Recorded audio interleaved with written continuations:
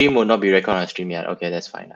To me, honestly, I'm just having this conversation with Hamel and Jason and Jeremy.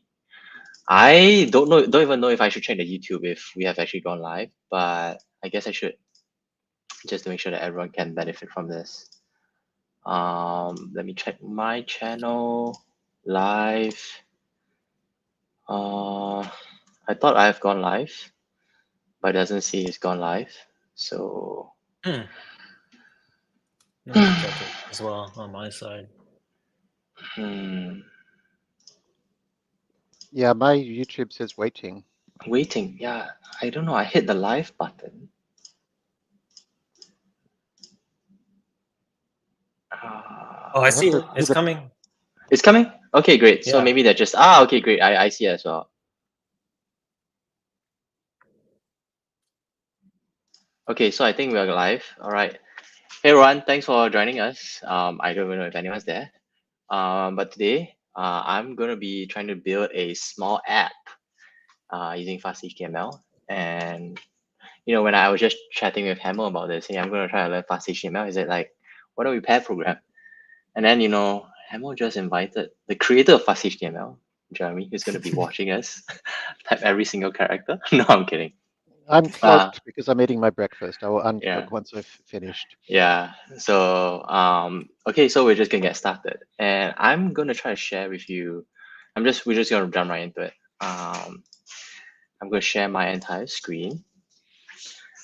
So to make sure everything's cool, you should probably either start in a new virtual env or something, or at least pip install -u FastLite and FastHTML to make sure you've got the latest version that matches the docs, because things keep changing.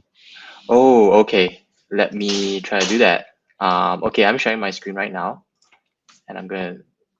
So let me make sure that I have it. UV.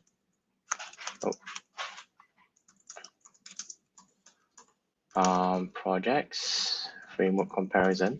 Can you make it a little bit bigger? I will. Okay, here we go. Yeah. Framework comparison. Okay, UV at FastHTML. Is it Python FastHTML? I can't remember. Yes, it is. And also FastLite. And FastLite. Does that, like, I don't even use UV. Okay, is that like a new install that you're doing or something? Or is it? Well,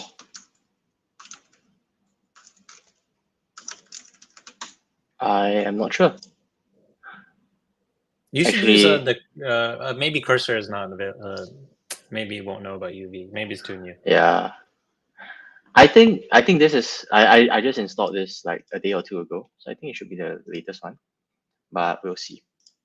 So okay, I wanted to just give you a very quick introduction to what I'm trying to build. So this is a very basic app. Essentially, I'm trying to build it in Fast. I started building in whatever I was familiar with, which is Fast API. And we can see some static templates with some JavaScript and some styles. And then we also have an index HTML. But I think maybe the easiest way to see this is really to see how the app looks like. Can you take a step back and like zoom out and say, like, what are you trying to do in general? Like, you have this repo framework comparison. Yeah. What are you trying to do? Like, more generally? I am, so what I'm very familiar with is Fast API and HTML and CSS. So every now and then I try to look out and see what's going on in what's been progressing, what I should be learning about. And that's the reason for this recent tweet that I had, where I've been asking some folks, hey, you know, if you were building a small web app today, what would you build it on? You know, Fast HTML is of course is top of my mind, first option, and it's Next.js. And I've also heard a few things about SwiftCat.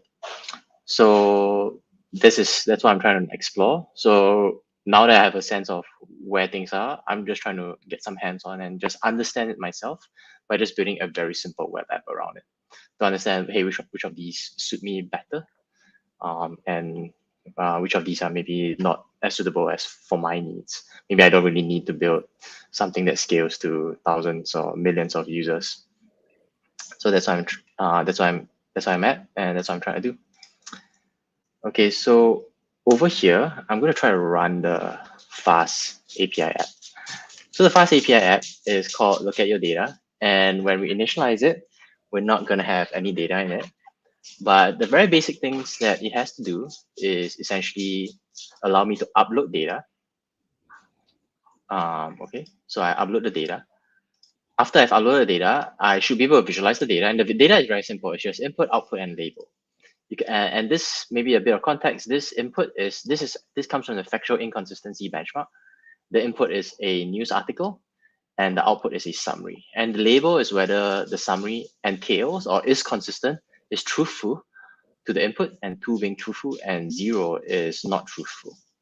So essentially, you can imagine if we had an LLM to label this, and maybe you want to correct the LLM's labels. So we want to correct this to 0. I just change the label to 0. So a few things this app should allow you to upload data. It allows you to update data. So you can see if I just press update, it says update data updated successfully. And then, or if I update it 4, it doesn't matter. Data updated successfully, and it should allow me to delete data. Yep. So deleted the data. So you can see IDs now starts from number 2. And finally, it should allow me to download data. And I've already downloaded this once. That's why it shows up like that. But you can see the data is as per downloaded. And there we go. So now a few things, and I guess there's a few quality of life improvements. One is that, and we don't necessarily have to go through this during our FastHTML coding session, but you can see that for longer pieces of text, it sort of stretches to fit. So essentially, I'm just trying to help the user read more of the text, stretches to fit it. And also, as I stretch my window, essentially, I'm not sure what's the best way to do this, but I'm trying to give the user the affordance to actually tweak how they actually able to see the data. So that's the few basic things that we're gonna do. Any questions, Hamel, Jeremy? No. Okay, let's get into it. Super excited. So I have created a new folder called FastHTML v2. What? Oh, sorry. Oh, you already, okay, yeah, seems like it's already there. Yeah, so this is completely empty. So what do you think we should do, Hamel? Do you think we should build it bit by bit via main, or should we just test that LLM.text thing and try to cursor do all of it? So yeah, I've had really good experience so far using the LLM context thing that I was. Okay, like I've had really good experience using cursor with FastHTML, but there's some tricks to loading the right context, which a lot of people may not know about. So if you go to the FastHTML docs, could you actually share that? Oh yeah, FastHTML. Yeah, go to docs.fasthtml.com. Okay. Or you can do it this way too. Yeah. Go. Yeah. There you go. And what you can do is you can do / LLMs. LLMs. So it's plural -ctx.txt. Okay, sweet. What is this, Hamel? Okay, so this is something that Jeremy created, and basically what it is, it's a curated sort of set of documents from the FastHTML docs that is like in one flat file, and it's meant to be a context for an LLM, and it's automatically generated from the docs, but it's not. It's like cleaned up, There's not all these like artifacts and like weird navigation things. If you just like parse a docs like naively, you should look at LLMs.text first, because that's actually what it's generated from. Then you'll see exactly what's in it. Oh, okay, yeah, we can look at that first. It's auto-generated to this file. Yeah. So basically, what this is like this is a list of. This is like a kind of a inventory of all the things you should read, or LLM should read in order to grok FastHTML. And so Jeremy has created this. I mean, I can let Jeremy talk about it if you want. But Jeremy has created this. I'm still eating. Okay, so I'll just do my best. So Jeremy has created a tool. So he's proposed a standard that, and you can read about this later, about like, hey, it would be really nice if people added a LLMs.txt, just like how people have robots.txt and whatever, that kind of gives your LLM like some idea of what it needs to know about.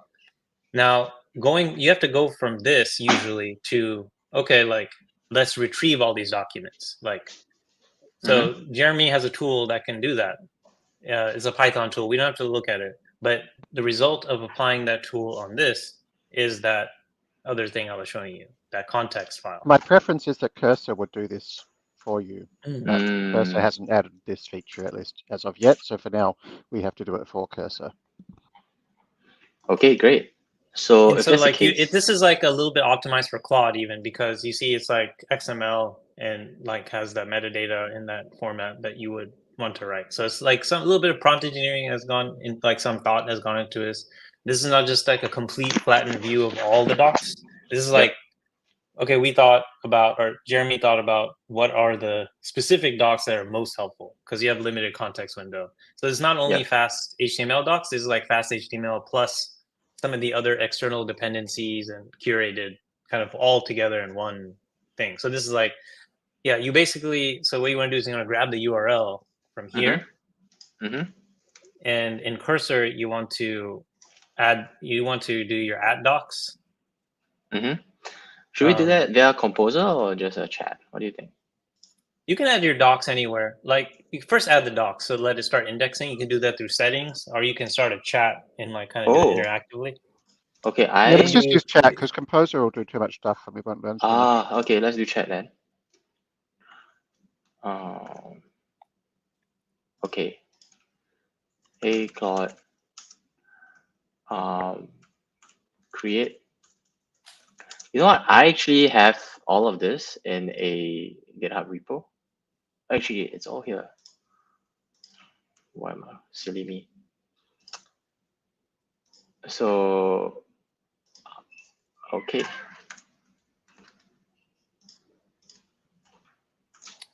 I actually don't want this in Markdown, but let me see if I can actually. We don't want to tell it to build everything yet. Okay. But small step by small step to make everything work one at a time. So what do you Otherwise, it takes suggest, too long. Jeremy? I suggest saying, please create a basic skeleton FastHTML app with a single database table. And then add those docs that Hamel mentioned. Do you find it useful to address it as Claude? Like, does that do something, or is that just a habit? Does like your? I know it's just a habit. It's kind of a habit. I kind of do it for all my things. I don't know why. Yeah. What I'll suggest, just to make your life a little bit easier for future, is like, okay, that at symbol. Yep. Can you just like, okay, delete that for a second?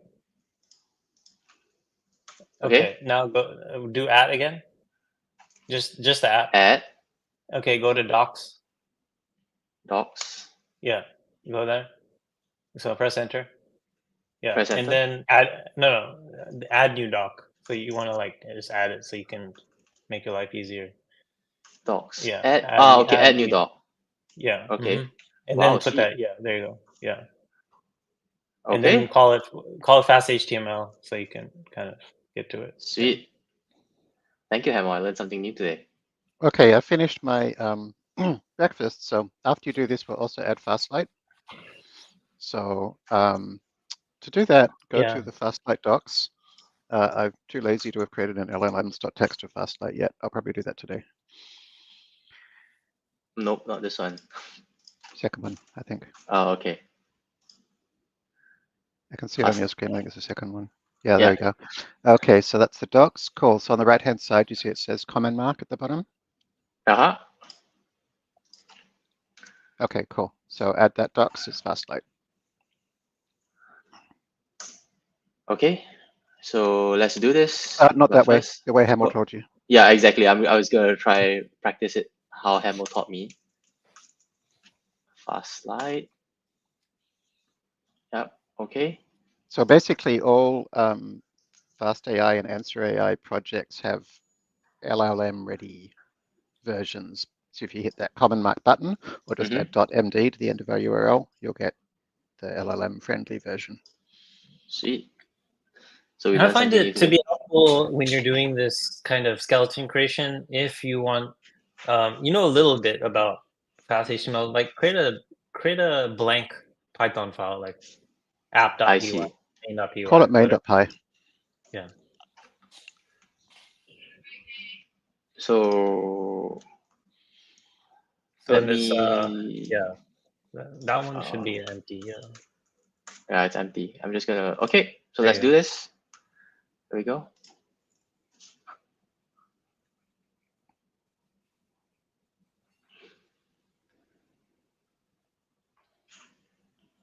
So while this is running, a question I had when I was previously doing this myself, for you, Jeremy, Hamel, is it more idiomatic to use FastApp or initialize it from FastHTML?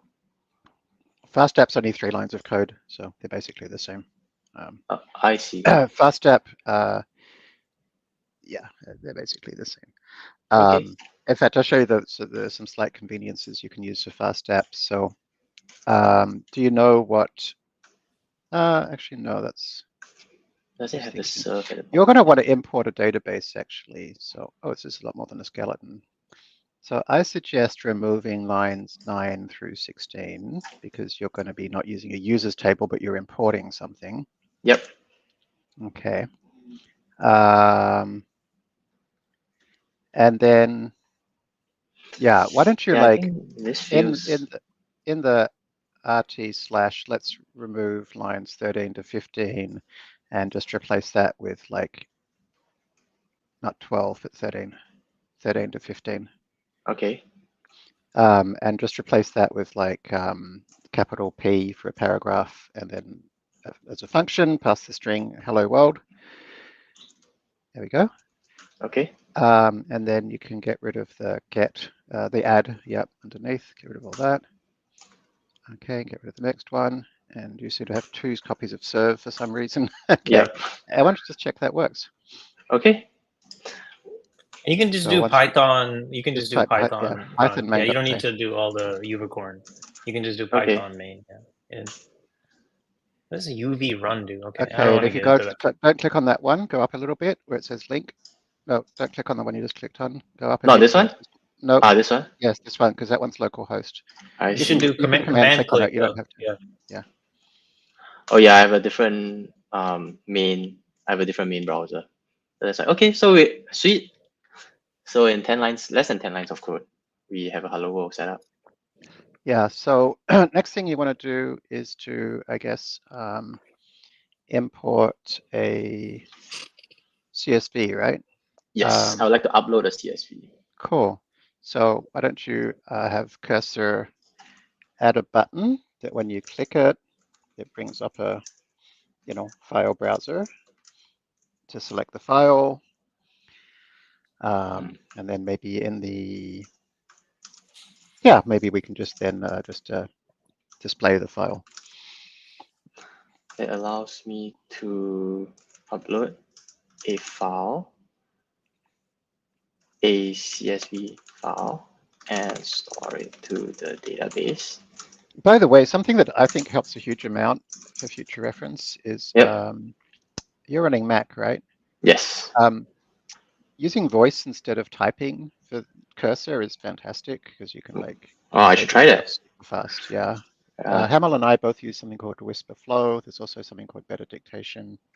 You can kind of really go fast. Are you using one of I'll those try. already, Eugene?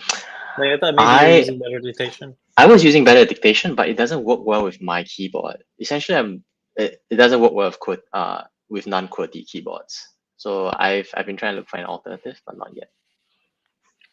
Okay, looks like, so let's look at what Claude has. Okay, okay, button for CSV uploader, that looks great. And then a route for upload. And then what it's gonna do, it's gonna insert it. CSV data, I guess CSV is the CSV data. This looks pretty terrible. So I don't normally use Cursor. I normally use Claude. But this is Claude. This is coming No, I through mean I Claude. use Claude projects. Ah, I see. Claude Um, directly. Yeah, I wonder why this is so bad. What don't you like about it? Is it just, yeah? Is it Um, not idiomatic?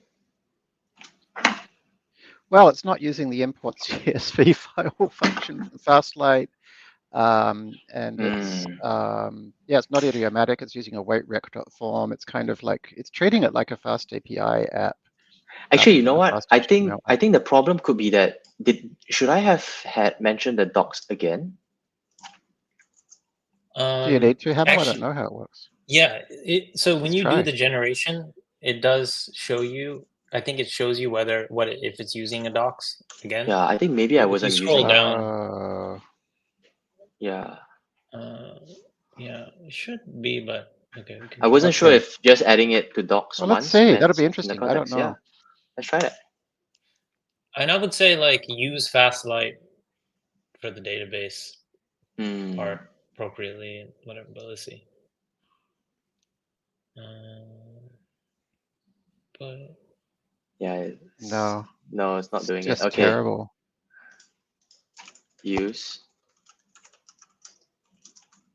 But it's also not using like any proper Fast HTML stuff.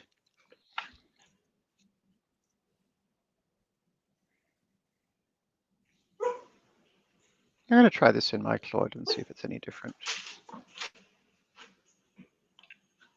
Okay, well, I guess this is where we have the human in the loop. yeah, Yeah. Okay, let's apply this. I'm not going to yeah. accept all of it directly, but I want to understand Hamel, like, so we sort of had the track changes here. Which of these aspects should be updated to use FastLite? I'm not sure about the upload path. Seems a little bit. I'm not sure that's doing. But like, let's scroll up.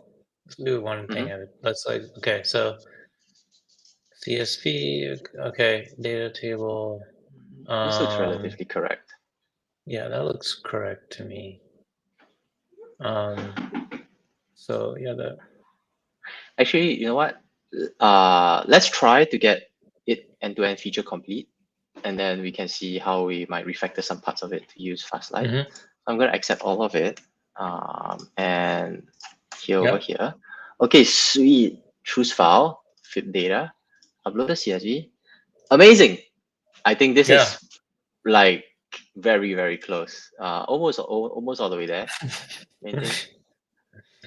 I want to name this. Yeah. I tell you what, tell me if this is a dumb idea. What if independently in the background, I try to create this as well using a Claude project, and at the end we can compare. That would be great. Thank you, Claude Jeremy. looks like. Okay, I'm going to start doing that right now. I'll still be here sitting in the background.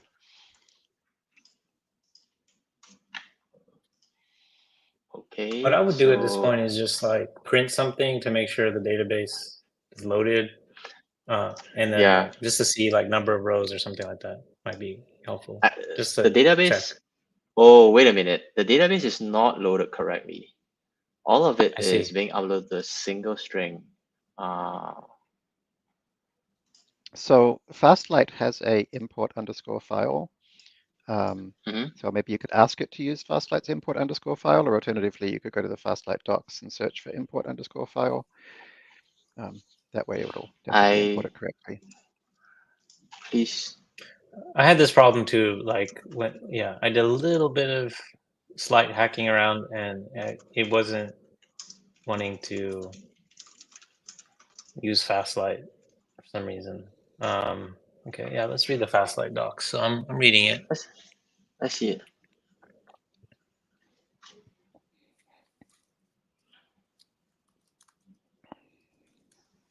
You see the load file? Are you looking at the docs in a different screen? Me? No, I'm just seeing if I'm asking him to use the import underscore file. I don't know why. Maybe it's just not in the Yeah, db.import underscore file. Yeah, and then you can give it. I can link it to you. It should be there. It's in the comment mark. So I don't understand why. What you could do, okay, if it's really not ignoring you, just take a screenshot of the doc and like put it in the chat. Sometimes I have to. Sometimes I have to really like hammer it. Be like, I'm gonna do this. oh, you Use can do that too. FastLite Yeah, you can do that too. underscore Yeah, you can do file. that. I'm so Yeah. glad I use Claude projects. I don't have these problems. It's like All right. I wonder why Claude projects would work. Or maybe there's something going on. You never know. Yeah. All right. I'm going to create a new folder for this and start from scratch. Yes. Okay. Now it seems like it's doing db import file, string IO, CSV content. Okay. Yeah. Correcting it. Display. Okay. Display looks good. Yeah. Try it. Let's try it. Right. Try it. Takes a while. Accept. Okay. The way I Now do let's- cursor, by the way, is like kind of Yeah. just go with it and then clean it up. Yeah. And then, yeah, it kind of like, and then I read it. I find it hard to read it in the chat for some reason. Like sometimes, you know, like whatever. Gosh, database has no attribute import underscore import file. Okay, let me see the code. Can you Because make this a little bit bigger? DB is actually Okay, DB. That should work fine. Okay, It does suggest you've got an old version of FastLite. Maybe those UV things need a special. Like normally, I put pip install right. minus U minus capital U. Okay, let's upgrade do this things. then. But I'm not a Can UV you user. does a pip install gonna work, or does it once you have to use? No, it's fine. Let's do just. I'm just going to create a new virtual environment and let's try Right. that. Oh, I see.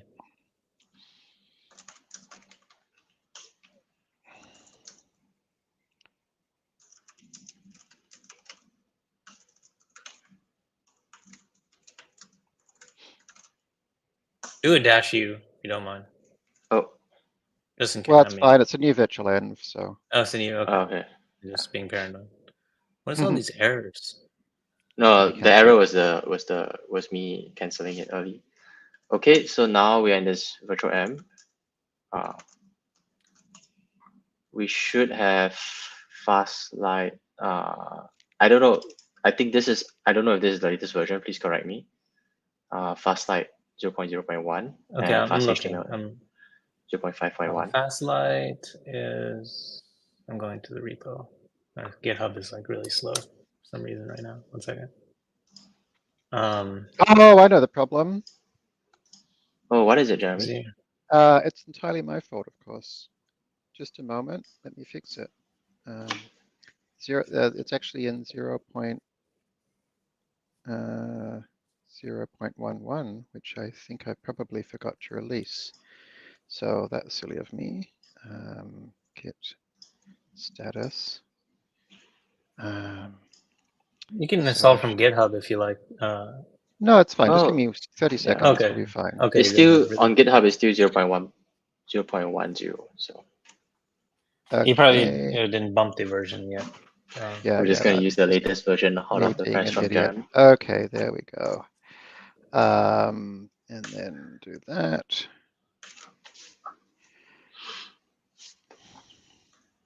Okay, done. Okay. If you pip install minus capital U, FastLite, capital U. Sorry, upgrade. Yeah. It's pip install or Python minus M pip install. You missed the install. And it's a stress of why people watching you while you code. I have the same thing happen. It is. Completely. Okay, completely so we have FastHTML 0.5.1 and we have FastLite. Wait a minute.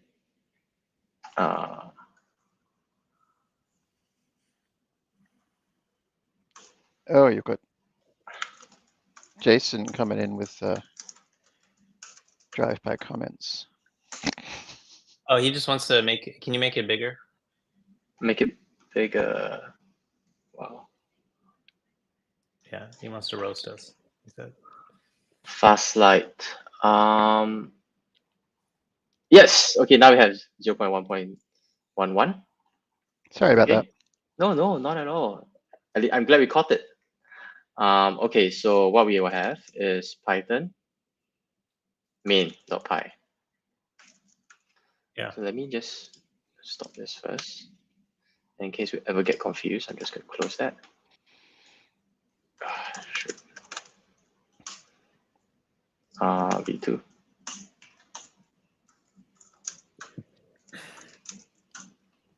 Oh.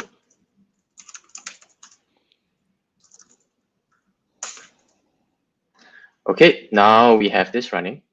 Parallel.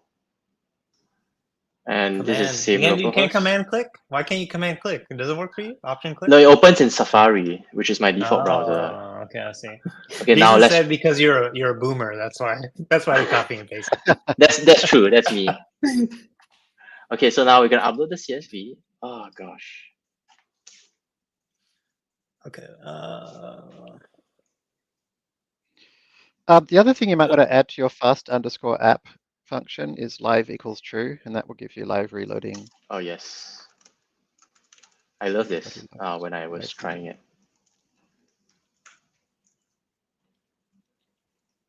Okay, Let's no, not you put got this here. it's okay. Internal server error. That's okay. Why isn't the logs? Oh wait a minute, I don't want to upload. Sorry, give me a second. You know what? I am gonna nuke the database just to make sure we start from a clean state. Okay. And we're gonna choose the file. Let's look at the stack trace here in the logs. So we got This IO error. Why is this one happening? thing that can be helpful, if you like, is to use :memory: as your database. That will just create an in-memory database, so you never have to like nuke it or anything, and it just lasts as long as the process is running. Okay. That's just a standard SQLite feature. So, yeah. Jeremy, just to confirm, what this does is this is actually a SQLite database? : memory : :memory : yeah. I see. Yeah, so that's just a standard like SQLite. So SQLite is built into Python standard library. So that's just this built into the standard library. Okay, looks like you've got, can I see your import _ file?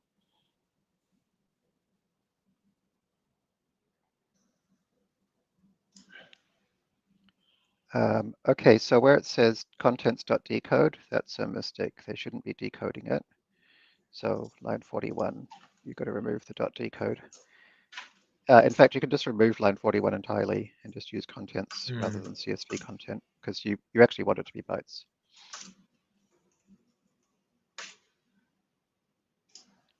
Why is this happening? Also, the thing where it says data table.insert, what the hell's that about? What is data table? Why is it inserting it?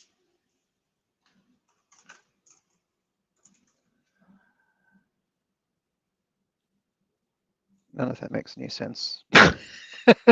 If yeah, you got to get rid of all that stuff. Get rid of all those lines, because there's no point in creating a table when you don't even know what the data structure is. So just delete all that. Okay. And then, all right, then get rid of the lines 38, 37, whatever. Okay, great. So now you've got a table, new table. Give me a second. I think the display is not going to work correctly. Let's try this. Okay, and then we only yeah, for some reason, Cursor really loves to add extra serves. This was happening when I tried it as well.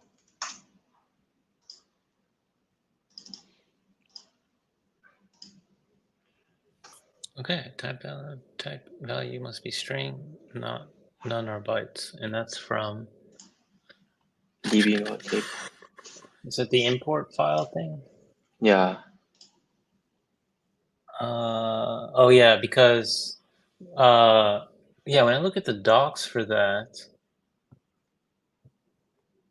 let me see. I just was looking at it. Let me read it real quick.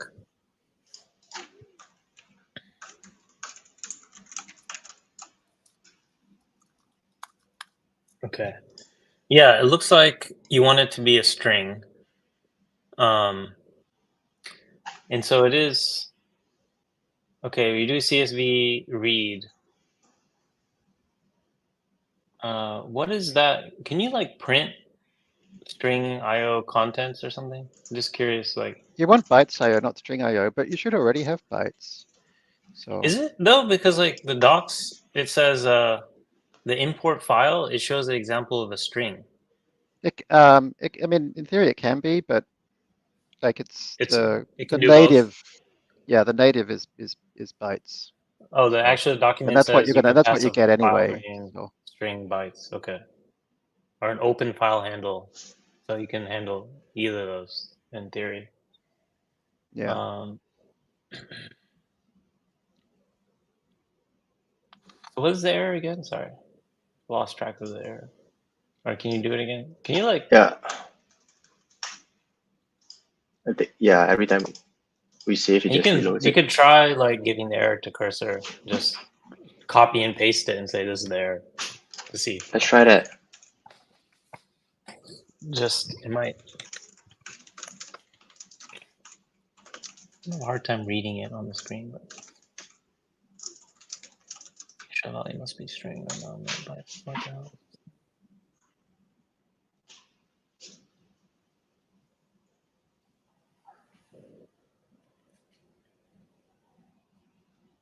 Okay, let's try this approach because it doesn't include a dependency on pandas. Did that apply? Okay.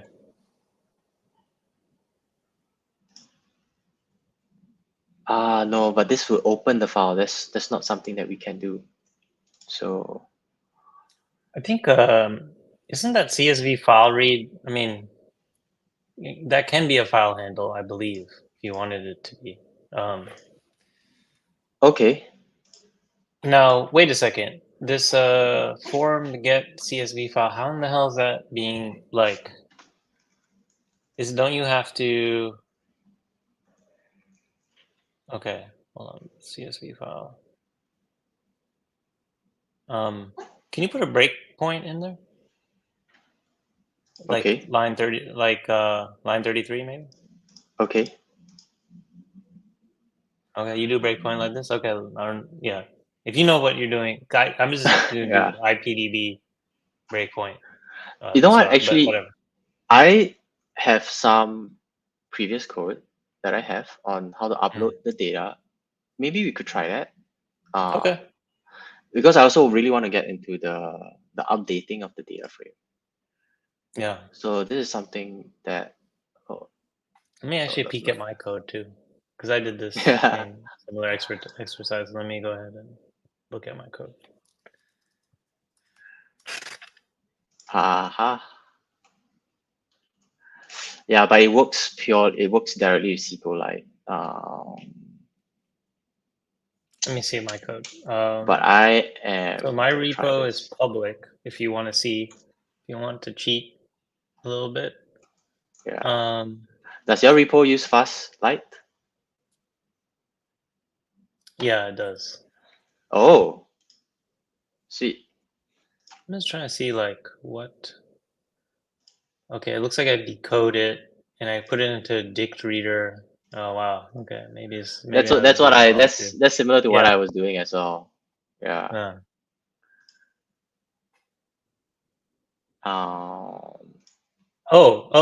Try this. See where it says CSV file underscore file? Do CSV underscore file, do read, dot read, or sorry, dot file. Sorry. So dot file and then read. Yeah. Try that. Okay. Really, that seems like such a. I'm surprised you would have this issue. Bytes has no attribute read. Okay, so form, await the form. Okay, then we got a CSV file. Oh, you don't need. Sorry, maybe you don't need read then. I guess. It's like, or no, it's a file. Wait, what is the object? Is it some kind of bytes object? Yeah, we just need a debugger. I don't know. Let me actually read. It'd be hard to guess. Let's see. Okay. I think anytime now, Jeremy's gonna come in with his. Yeah, he's probably already done. Yeah. It's like Okay, probably so- like 5 lines of code or something. I'm just kind of something. experimenting a little bit. I want to try and show something useful. So I'm just listening to you guys to hear what you're finding as I go. So I'm trying to. So what this no does worries. is that I post a request and it tries to get the form. Can you put a breakpoint there? Like sorry, which one, the old code or the new code? No, like okay, where we're having current an code, right? issue. So like Yeah. I think it's in the upload that we're having an issue. So line How would number you do that? 33. Yeah. Do like right there, yeah. Do import IPDB. It might not have IPDB, but whatever. You can just do PDB, but we can try this. I like it better. Colon Okay. or semicolon. Okay. IPDB dot. Yeah, there you go. Yep. Set That was trace, right. right? Yeah. I like putting on one line. That's whatever. But Yeah, do for some whatever. reason. Okay, my linter breaks it up. Oh Doesn't yeah, matter. you gotta get rid of that thing for. Anyways. Let's see. You're killing me. Oh, I don't have IPDB is- installed. so Jason wants you to. Okay, you know what? You want to try to. Jason wants to see Composer. Try it. Okay, what are you doing? Were you installing something? Oh, you have to Yes. install PDB. Okay, fine. Fair enough. Yes. Okay, now let's go. Let's see. Hopefully it will. Yeah, it'll like you can trigger it. You can trigger the path, and it should drop you into. Yeah, there you go. Okay, now let's see. Okay. What the hell? What is like? We have CSV file. Okay, what is CSV file? CSV file.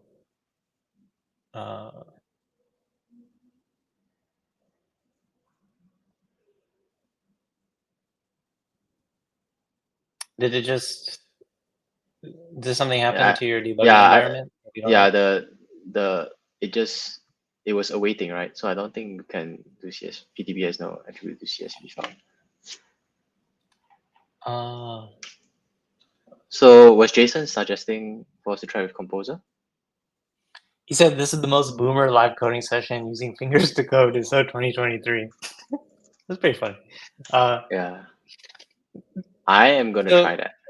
I think so you could like what you could do is like I would actually, if it was me in this situation, I would be more aggressive with the AI and I would say like, okay, this is the error. I would try to say like, look, this is the error I'm having, and like tell it, can you repeat the code, like the part of the error that it should care about maybe, and like see if it can fix it. Because I think like the answer it gave you in the chat is pretty weak. I feel. Okay, let's do this. Jason says, okay, hold on. Jason wants to. Should I invite Jason into the thing? Oh yes. I thought he said he doesn't want to be invited. Is he in the stream? That's what he says. I actually don't have the window up right now, so I can focus on this. Yeah. Okay, don't worry about it. Connection. Okay, so can you just like? Yeah, it's reverting our changes, asking us to get the CSV file and decode it. Okay. And you can even ask it to debug it. So like what I do is sometimes in Cursor is like,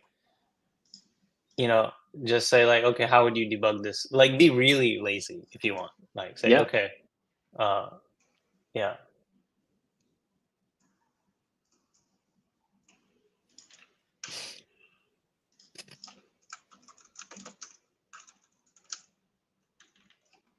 And you just say like change the code so you can debug this if you need to, or if you know what the problem is, then fix it.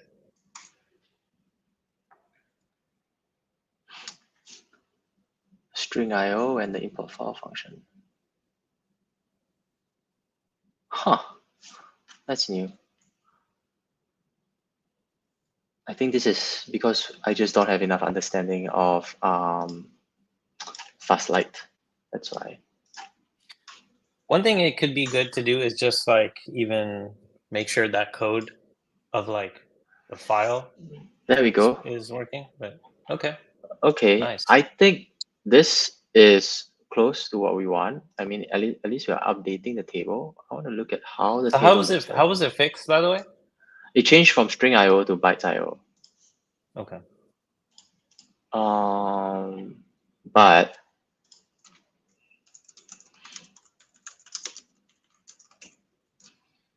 But the database is, oh, it was because it was in memory. At least that's what I think it is.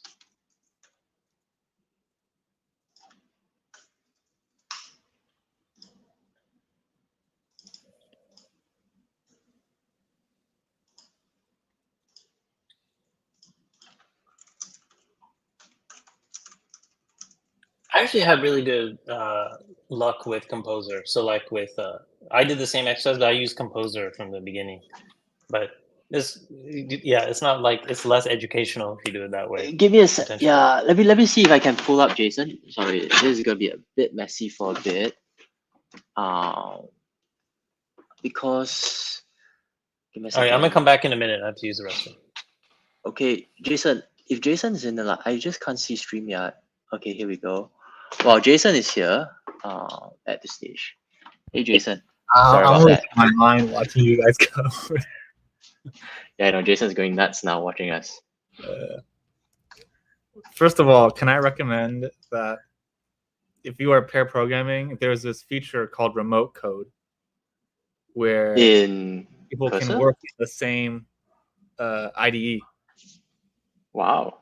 So you can see my cursor, I can see your cursor, and I can actually control your computer. And so that makes the pointing a little bit easier. I should have done that from the start. Yeah. Remote code? Yeah, let me find the feature for you first. Okay, then the other thing is maybe I think like what Jason and Hamel have been suggesting. Maybe we can just give Composer a shot at this.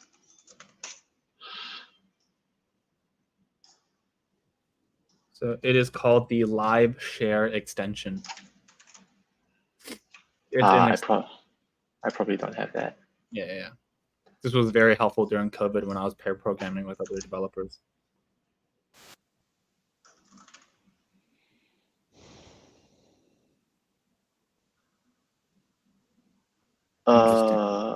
I think Cursor doesn't have all the extensions that VS Code does have. Interesting. So it's yeah, but I think something to take note of.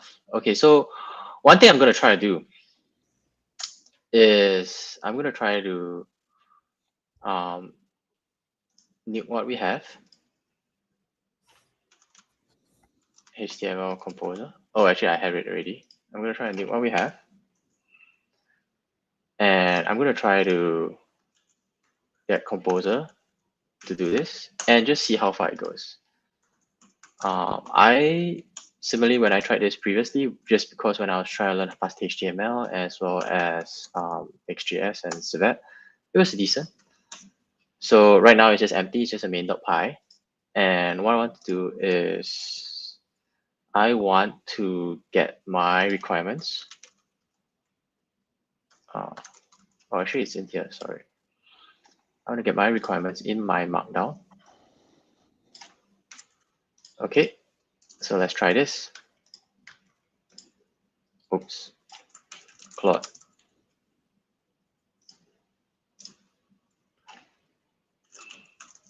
Create a fast HTML app that does the following with be sure to use FastLite. Okay, and I'm going to paste the following.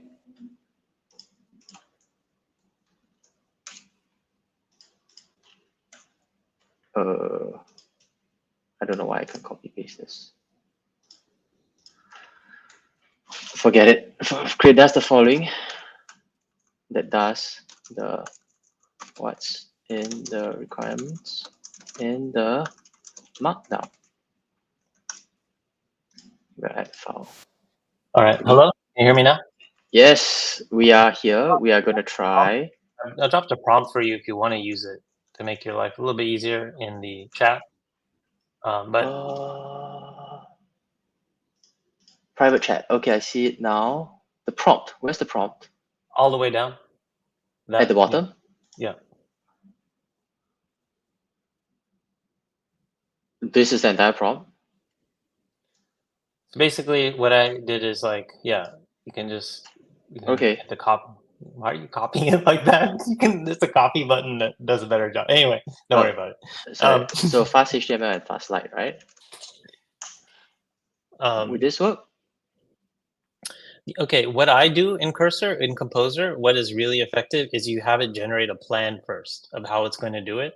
Save that plan into a markdown file. And then what you do is in the second pass, what I usually do is then say, generate the file, like now start building. Does that make sense? Wow, that's new. Okay, try it. How does that look like? I just maybe before you do,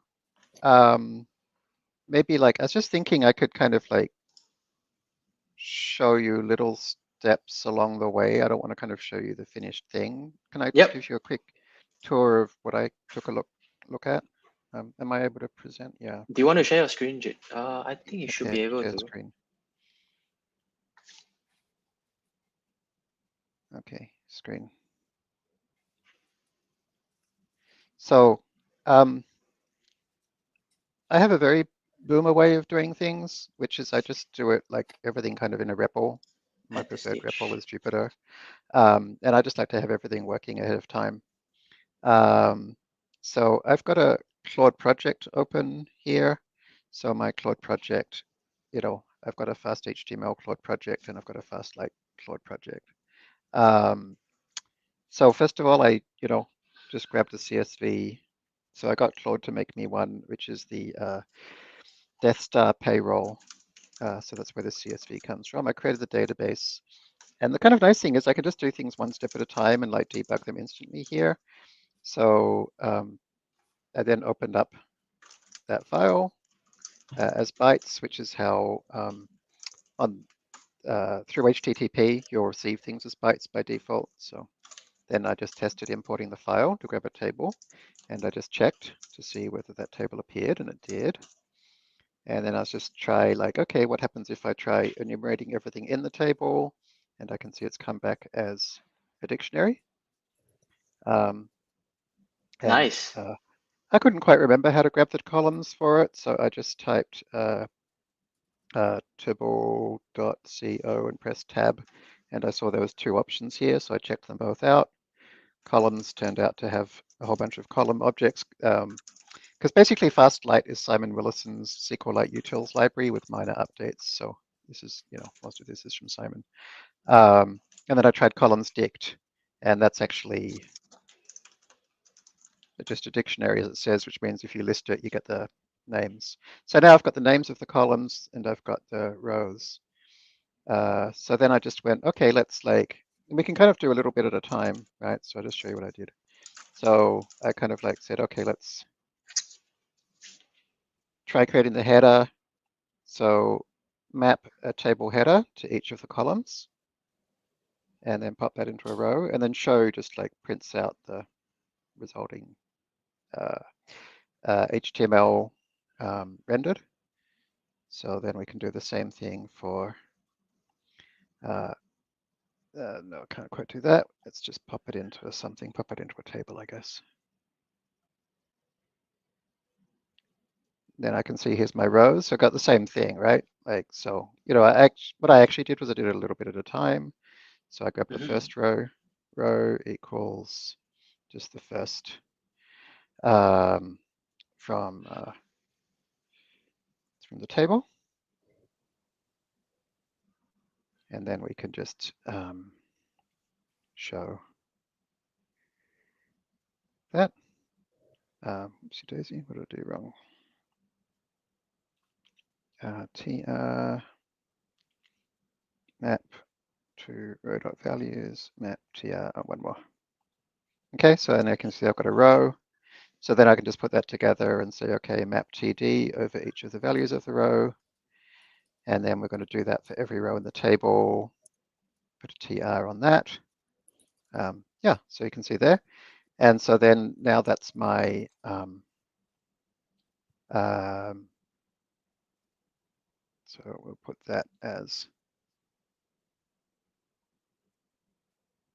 vowels. Oops, vowels. And then if I put the two together, I get the whole table. And so this is, now that I've got basically something that I know it's all working, I can just copy and paste that. I just use Vim because I'm a boomer. So I just copied and pasted into Vim, as you can see here. So I created my database in memory, imported my file into a table called test. And so so things different, like I noticed that your thing was not taking advantage of FastHTML. So with FastHTML, you just dump into your parameters whatever you want. So Yep. I just want to grab the file. So just say, oh, put a file here. You don't have to do all this await form, rec dot, blah, blah, blah. You know, it's all really automatic. So I've got my file. So then just read it. And that gives me a file handle, as the name suggests, which you can pass directly to import file. And now I've got my table. And so here's my header that I just copied. Here's my vowels that I just copied. So if we check that out, choose file, upload. Yeah. So Yay. that's actually all we need. So that's 29 lines, many of which are somewhat blank. Thank you, Jeremy. So I guess I have a question, which is that should when we're using are you foreseeing that FastHTML, FastLite, they would be like sort of some ecosystem where they would play very well together? How should users be thinking about FastHTML and FastLite together? Oh, that's a good question. Let me stop. Okay, I'll stop. So FastLite actually is one implementation of a new, not quite released thing called mini DB API spec. It's an API it's a mini API for databases. Let's see what we've got so far about that. Yeah, I guess we don't have too much about that just yet. I think there's a PR for it to actually put it into our docs, but it's we have two implementations of it so far, one for SQLite and one for SQL Alchemy. And it's basically designed for extremely simplified database programming. So as you probably saw, for example, to grab the rows, you just say parenthesis, parenthesis. You know, if you want to grab the first 10 rows, it's just parenthesis limit equals 10. You know, if you want to look something up by key, you just use square brackets. So it behaves kind of like a dictionary. I mean, it does kind of behave like a dictionary, but yeah, it's much, much easier to use than any other database library. But we think it's probably enough for 95% of normal people's work. So, so FastLite gets installed automatically if you install FastHTML. Okay. Its only dependency really is the SQLite module that's already built in to Python. So it doesn't really bring in anything. So it kind of lets you take advantage of the thing that you've already got that sitting there. If you want to use the SQL Alchemy version, then you install FastSQL. And they have identical APIs. So what I did was I had something that was using FastLite, and then I wanted to try it on Replit and on Vercel, and they don't really support SQL Alchemy because of just how they run. It's not a good fit. So I converted it to Python to Postgres by changing one line of code, the one line of code which changed it from opening a SQLite database to a SQL Alchemy Postgres URL, and then it just worked. So Great. yeah, it's not like designed to replace anything you're already using, but designed to simplify things for people with simple needs, which I think is most people most of the time. Thank you, Jeremy. And I guess while I have you here, I guess the last thing that I wanted to share is, and maybe get Jeremy's feedback, is I have spent some time another day. this is when I showed Hamel my original version of FastHTML implementation. I was asking Hamel, hey Hamel, can you give me feedback whether I'm doing this correctly or not? So now this happened without using FastLite. So that would be something that I might try refactoring this to. But as for this is how I used it, and I was just feeding in the docs from the FastHTML site, which is amazing. And I was wondering if, and this is how the output looks like, which is sort of close to the original one we had. You can update things, and you can delete rows and download CSV. So I was wondering, Jeremy, is anything like do you have any feedback? Or can you share with us about like what are some of the idioms to think about how to apply FastHTML? Well, how about I finish off this thing then, and I'll show you. Okay, yeah, then you show us and then I'll be happy. This is just way too much code. This is too complicated for see. simple people like me. So, because I'm a very simple person, I have to have everything be very simple. So, let me go ahead and do that. So basically, you want me to render each thing as a text box, and then that I can edit, and then I've got an update button and a delete button. Yeah, I actually don't have any requirements on whether it should be a text area or input. It's just that That's fine. I just allow use inputs for now. Yeah. My my Death Star payroll data set doesn't have any large. And the thing is, one thing that you might find that inputs might be constraining is that previously when I was trying this with input doesn't actually allow you to wrap lines, which is what I was really hoping for to allow users to read long text. But of course, maybe I'm absolutely. mistaken. I mean, I'm just going to do input know. for now, but you can switch any of them out for text area easily enough. Yeah. But, okay. Okay. So great. I will come back to you shortly. I'm going to go back to my notebook, and I will do that. Thank you, Jason.